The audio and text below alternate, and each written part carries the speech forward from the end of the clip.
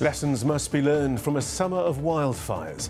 That's according to a government minister who is seeing for himself the scale of the devastation. Why this woman's husband is still in prison over 20 years after he stole a laptop. It's like watching an experiment, a cruel experiment against a mentally ill patient.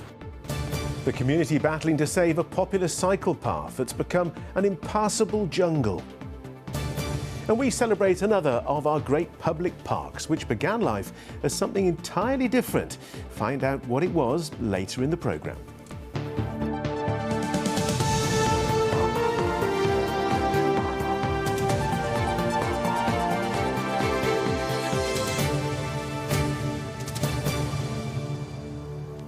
Oh, good evening. Lessons must be learned after a summer plagued by wildfires.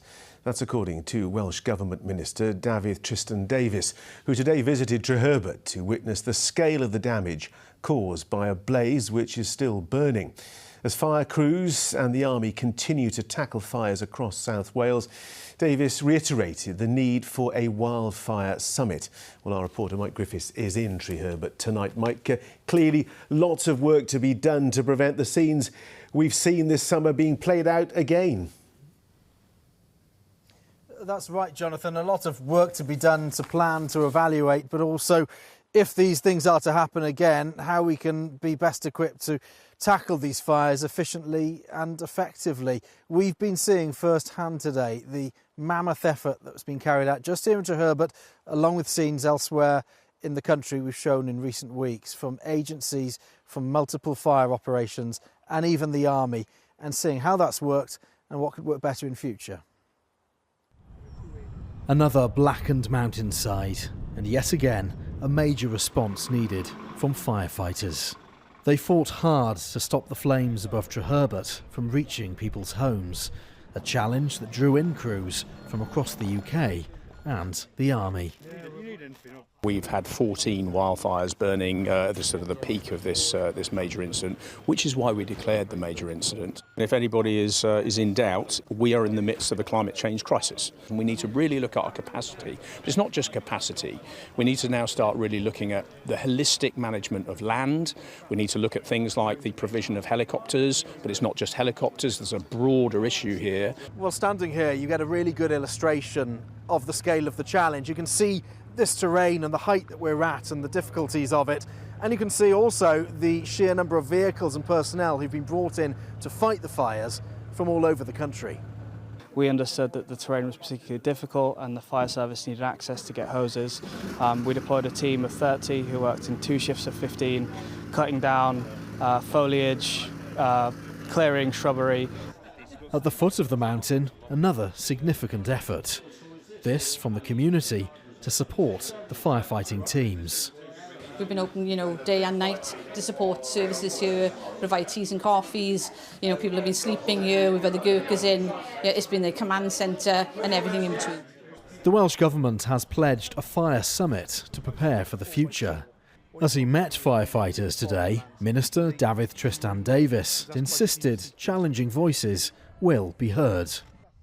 As the fires are put out and we move towards that fire summit, it's going to be crucial to learn lessons about how we build resilient services in an era of climate change. Because there was debate too, and people had said to us, particularly in the north of Wales, that they felt there were barriers with NRW, with bringing helicopters in from elsewhere, and that could have actually stopped the spread of the fire there. And that's something to examine at the very least. I think in our summit we need to make sure that all of the lessons from this summer are learnt. We are hopefully a government that learns from experiences. Anyone here is quick to tell you that climate change is making grass fires and flooding more frequent. Communities in the Rhondda know all too well what that impact can be. Well, the fire that had dominated the mountain behind us, brought under control, still seen in the time we've been here. People right on the ridge of that mountain and making their way down that perilous mountain track to still make sure that there's no chance of the flames returning there. It's been genuinely humbling to see both members of the community and those of the emergency services today thanking each other for their support. But with political questions from Reform and from Labour of what the Welsh Government itself can do in terms of leadership, what lessons can be learnt, those are the kind of things that will be discussed in that summit, which we expect to happen now in the autumn. OK, Mike Griffiths in Treherbert, thanks very much indeed. Rail passengers are being urged to plan ahead as 2 weeks of major engineering works and bridge repairs get underway in Wrexham. All lines between Wrexham and Bidston and some lines between Wrexham and Shrewsbury are closed until the 30th of August. Well, for more on this, we can speak now to Joanne Gallagher, who is at Wrexham Station. Good to see you, Joanne. Huge disruption then for travellers. Yeah, a lot of disruption for travellers, John. The bus here just behind me, dozens of passengers have just boarded that to try and get to Chester. And just here, pulling up now, passengers to try and get to Bidston and on to Liverpool. There are no trains running in, out or through Wrexham until the end of August. And remember, this is North Wales's largest city, so it's causing a lot of disruption. Staff here, though, being really helpful. They're ushering everyone where they need to be. Everywhere is signposted. And in the main, those that we've spoken to are frustrated but understanding. I mean, I understand why they're doing the works. It just would have been nice if they'd timed them a bit better. Having both lines out at the same time is a little frustrating sometimes. Yeah, so I'm still waiting. I can't complain. Everything has been okay. I'm grateful. The journey is longer, which isn't great, but there was music playing in the coach as well, so, you know, pass the time a bit better as well, so, you know, I don't mind it too much, and it's better than cancelling them altogether, so, yeah, not too bad. And Joanne, what has Network Rail had to say about the works? Well, look, they say that they understand people's frustrations. The timing has been the main thing that people have raised questions around. It is, of course, the summer holidays, the football season has started again. Wrexham play just over from the railway station. In fact, on Monday they were down in Cardiff playing Cardiff. Fans couldn't go down there via the train. Again, on Saturday they have a home game at the Kairas, so it's going to be very, very busy here. The main issue is that there are some huge works going on in Garbowen in North Shropshire. That's flood defence works to try and ensure that trains can run through the autumn and the winter. And in the other direction, there are bridge repairs going on. And at the same time, Transport for Wales have stopped running trains from Wrexham to Chester because the stock is old and hasn't been running well in the summer. But Nick Millington is from Network Rail and he says he understands the concerns. So there's never a good time to shut the railway. I completely recognise that. We are obliged to consult up to 2 years in advance, and we have with this work. And there is a least worst time, and that consultation brings that to the fore. For local businesses and for industry, the least worst time for this section is the summer holiday, so it's now. Look, undoubtedly lots of disruptions for people travelling to, through and from Wrexham, so check that timetable before you plan your journey. OK, Joanne Gallagher in Wrexham, thanks very much indeed. Next tonight, there are renewed calls for so-called IPP prisoners to have their sentences quashed. Imprisonment for public protection sentences were abolished in 2012, but the move wasn't applied retrospectively. It means offenders sentenced for relatively minor crimes can be recalled to prison at any time, often losing decades of their lives in the process. Richard Morgan reports. We need to be a family again. Yeah, we need to be a family again, that's important. Yeah. Most days, the only way Bernadette can speak to her husband is on the phone. That's because Abdullahi is in a mental health hospital, sent there from prison, where he spent nearly 18 of the past 21 years. His crime, stealing a laptop in 2005, aged 22. You just can't do nothing. The IPP dominates it all. And it's just watching, it's like watching an experiment, a cruel experiment against a mentally ill patient. Abdullahi received an imprisonment for public protection sentence, or IPP, a type of sentence which can see offenders recalled to prison at any time for minor breaches like missing a probation meeting. Last month, the UN Working Group on Arbitrary Detention found the sentences amounted to psychological torture and called for them to be abolished. According to latest figures, around 2,500 prison inmates were serving IPPs. It's a huge injustice because As successive governments have failed to grasp the problem, these people have been left waiting and waiting. And the concern is that this drags on and on and on. And even the solution may take years to implement. So it needs to be dealt with by the government urgently. I asked Abdullahi how his IPP has affected him. What would you have said if someone had said to you that you'd have spent all this time in prison and hospital after you'd been released? I would have said it's impossible, it couldn't happen. But it did. It has an enormous effect on his mental health. I strongly believe there are psychosis episodes that he has developed through the moments he's had the IPP that would never have occurred if he didn't have the IPP. The Ministry of Justice said it was right that IPP sentences were abolished and that it was determined to make progress towards releases, but not in a way that undermines public protection. But for Bernadette, Abdullahi and their family, the clock keeps ticking and the time they've lost can't be replaced. I love you.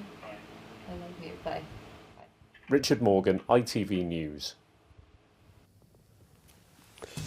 Well, still to come in the programme, we'll have the latest weather forecast. And we visit another of our great public parks, popular with locals and tourists alike. Yes, and today is the turn of Pembrey Country Park, known for its rich history, and it's got plenty in the way of leisure and entertainment. We'll tell you more very soon.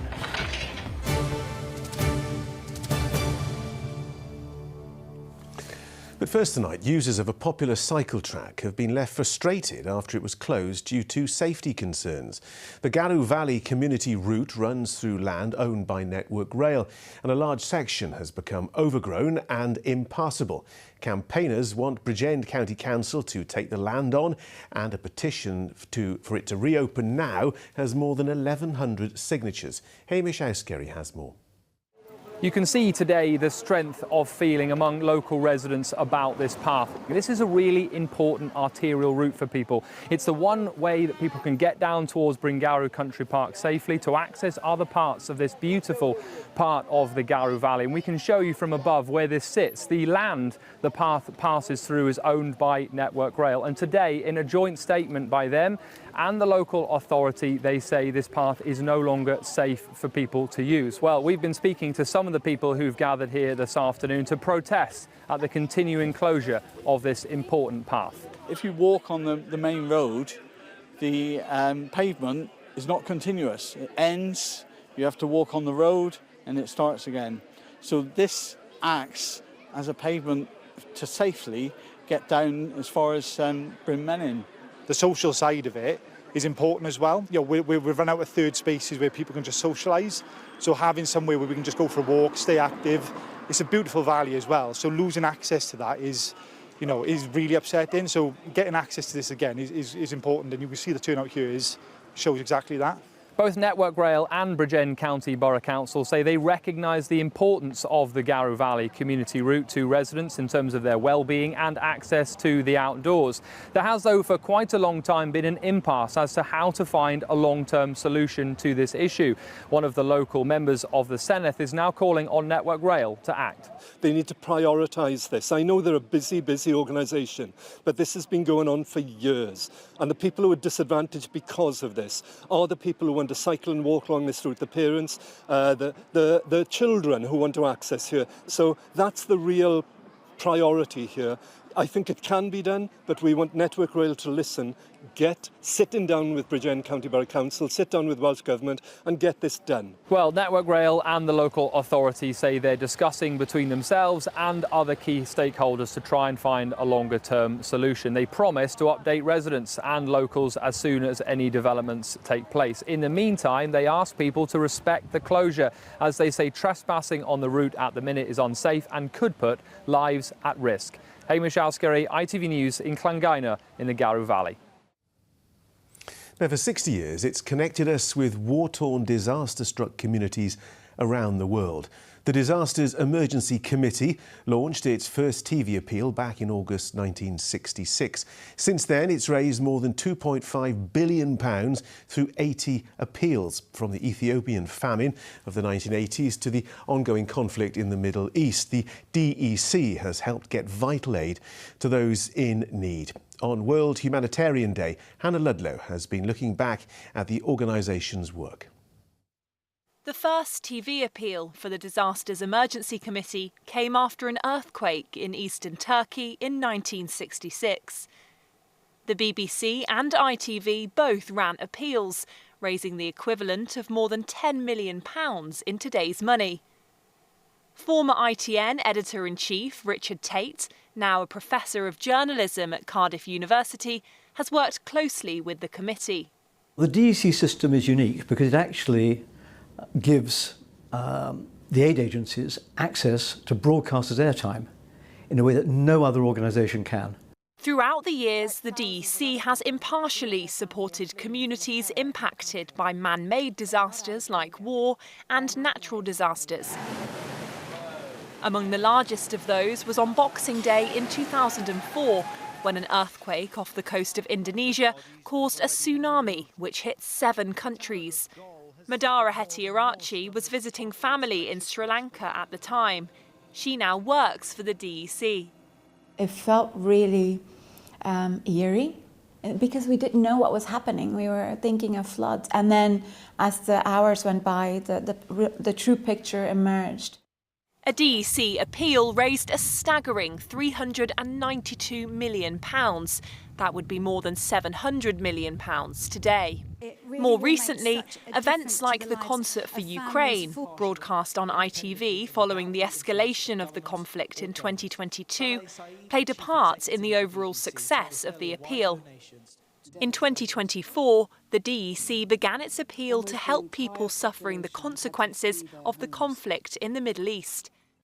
60 years, 80 appeals. The DEC has for decades provided a generous British public with a way to help people in their hour of greatest need.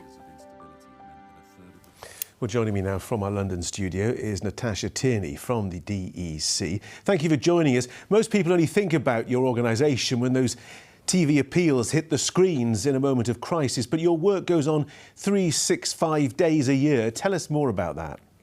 Yeah, so as you heard in that VT, the DEC launches our appeals when there is this big disaster and it's all over the news and people are kind of asking that question of how can I help? So that's when we do our major fundraising. And for example, at the beginning of July, we launched an appeal for the Venezuela earthquake. That's now raised over £1 million in Wales, which is amazing, and also over £20 million in the UK. So a lot of money comes in very, very fast at that moment of fundraising. And then our job going forward is to help our 15 member charities and their partners to spend that money in the best way possible. And as you can imagine, that's quite a big job.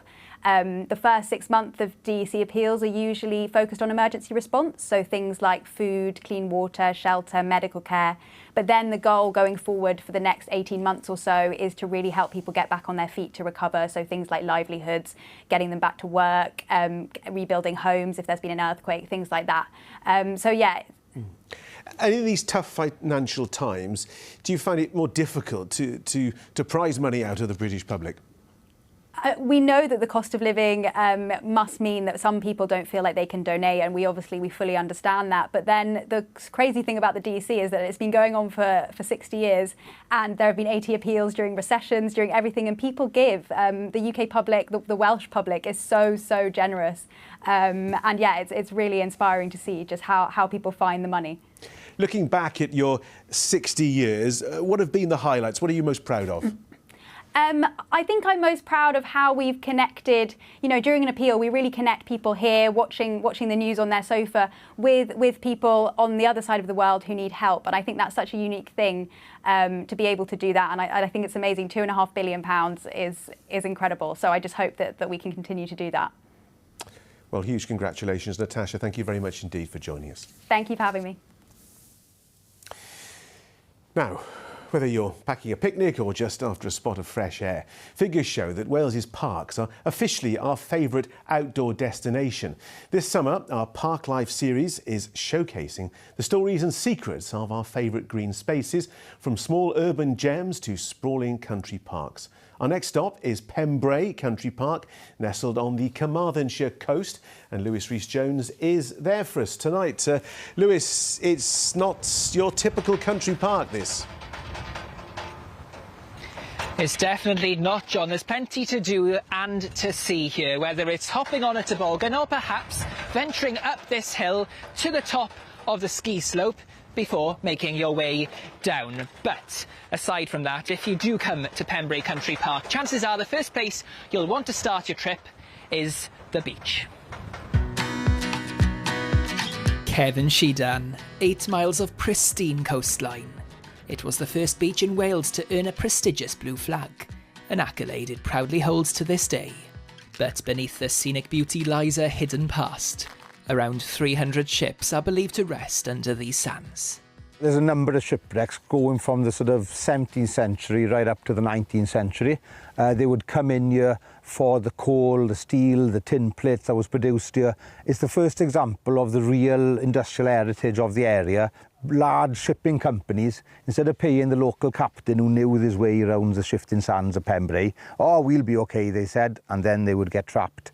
To anyone that will have experienced Cefn Shidan Beach when you're a child walking to the sea, there's quite a way to walk, isn't there? Yeah. So it's like, well, no wonder they got shipwrecked when you think how flat it is It's here. one of the largest tidal ranges in the world, you know, it goes right out miles and obviously comes back in again. And with that strength of tide, the shifting sands then, you know, you'll have a drop from 1 foot to 3 foot. That's the reason they got trapped here.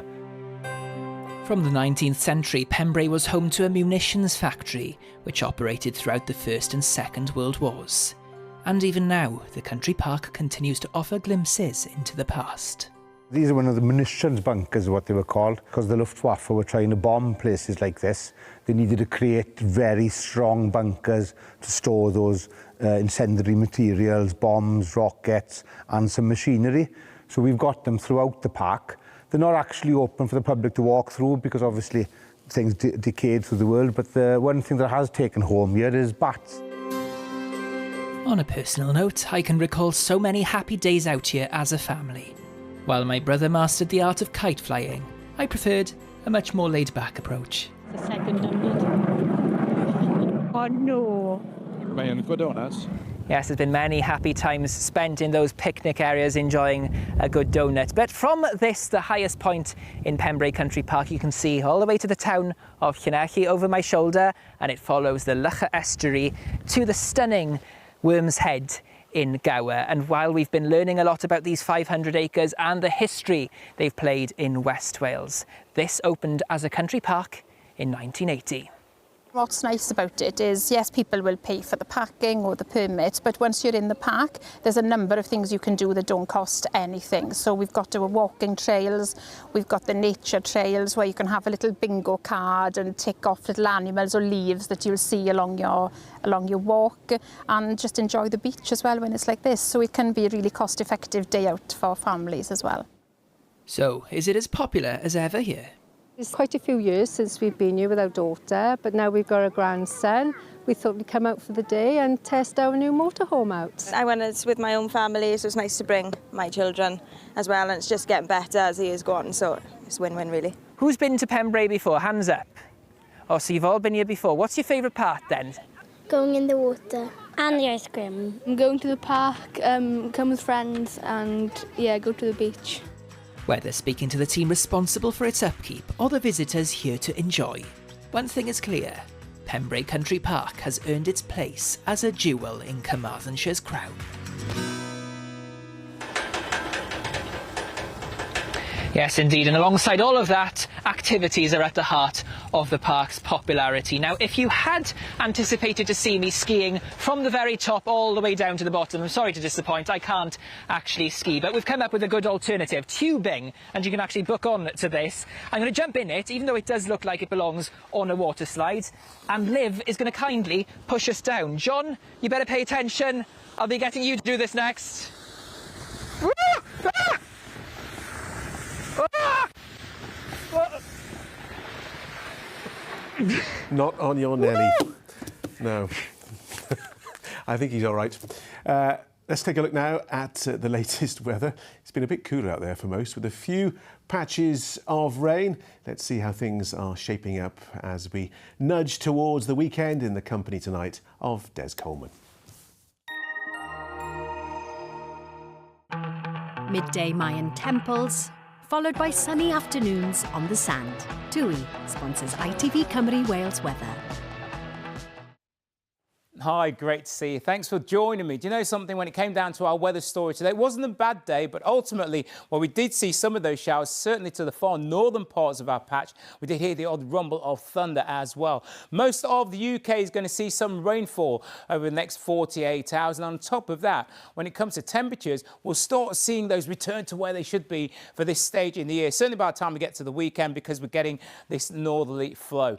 So as we enter the overnight story, it's a dry entrance into tonight, but ultimately we are going to see a number of showers, and they'll continue to pep up once we head into tomorrow.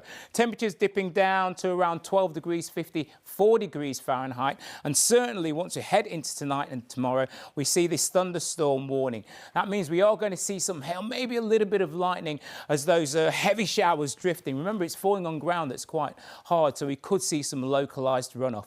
Once we get to the back end of the day, we'll start seeing a little bit more in the way of dry conditions down towards the south and towards the west, as temperatures max out at around 21 degrees. We keep that northerly flow, like I say, once we head in towards Friday. And come the weekend, we slowly start seeing high pressure building. So the next 48 hours, we're going to see some some conditions where we see those sharp showers. But the weekend, as that high pressure builds in, we start pulling in a westerly flow. So plenty in the way of blue sky, dry conditions, those temperatures returning back to where we should see them for this stage in the year, which is around 21 degrees. If you're stepping out over the next 48 hours, you're certainly going to need your brolly. TUI sponsors ITV Cymru Wales weather.